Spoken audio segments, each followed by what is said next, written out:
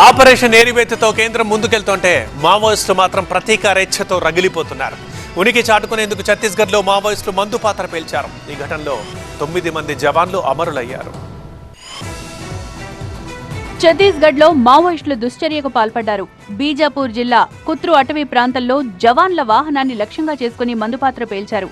IED పేల్చిన సమయంలో DRG వాహనంలో 15 మంది జవాన్లున్నారు. వీరిలో పలువురు జవాన్లు అమరులు కాగా మరికొందరికి తీవ్ర గాయాలయ్యాయి. బ్లాస్టింగ్ ధాటికి డీఆర్జీ వాహనం నామరూపాలు లేకుండా పోయింది.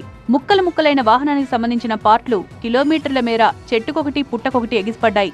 ఇక వాహనంలో ఉన్న జవాన్ల శరీర భాగాలు నుజ్జునుజ్జయ్యాయి. పేలుడు ధాటికి 10 మీటర్ల చుట్టూ 5 అడుగుల లోతు గొయ్యి పడిందంటే మందుపాత్ర ఎంత శక్తివంతమైందో అర్థం చేసుకోవచ్చు. దాడిలో జవాన్ల ఆయుధాలు పరిసర ప్రాంతాల్లో చెల్లాచెదురుగా పడిపోయాయి. గత కొంతకాలంగా ఛత్తీస్గఢ్లో వరుస ఎదురుదెబ్బలు తింటోన్న మావోయిస్టులు చాలా రోజుల తర్వాత పోలీసులపై విరుచుకుపడ్డారు. గత 2 రోజులుగా నారాయణపూర్, బీజాపూర్ జిల్లాల్లో మావోయిస్టుల ఏరివేత కార్యక్రమం కొనసాగుతోందని, ఇది కంటిన్యూ అవుతుందన్నారు బస్తర్ रेंज आईजी सुंदर राज। हमारा एक वाहन आईडी के चपेट में आ गई थी, उसमें सवार हमारा 9 का शहादत का भी जानकारी प्राप्त हो रहे थे। उस स्पॉट में अभी रीइंफोर्समेंट टीम और अन्य जितना भी जो इवैक्यूएशन टीम पहुंच गए थे।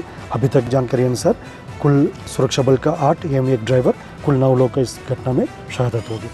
మావోయిస్టుల దాడిని తీవ్రంగా ఖండించారు ఛత్తీస్గఢ్ డిప్యూటీ సీఎం విజయ్ సావో. ఇది పిరికి పందచర్యని అభివర్ణించారు.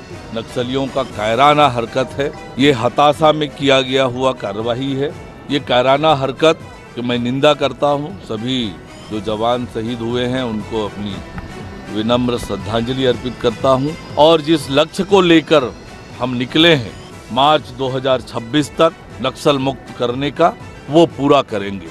ఆదివారం అబూజుమడ్ అటవీ ప్రాంతంలో జరిగిన ఎన్కౌంటర్లో 5గురు మావోయిస్టులు చనిపారు. ఈ క్రమంలోనే సోమవారం ఆపరేషన్ ముగించుకుని వెళ్తోన్న జవాన్లను టార్గెట్ చేశారు మావోయిస్టులు. పోలీసులు ఆపరేషన్ ఏరివేతతో దూకుడుగా ముందుకు వెళ్తుంటే ప్రతీకారేచ్ఛతో మావోయిస్టులు దాడులకు తెగబడుతున్నారు. దాంతో సౌత్ అబూజుమడ్ అటవీ ప్రాంతం కాల్పుల మోతతో దద్దరిల్లుతోంది.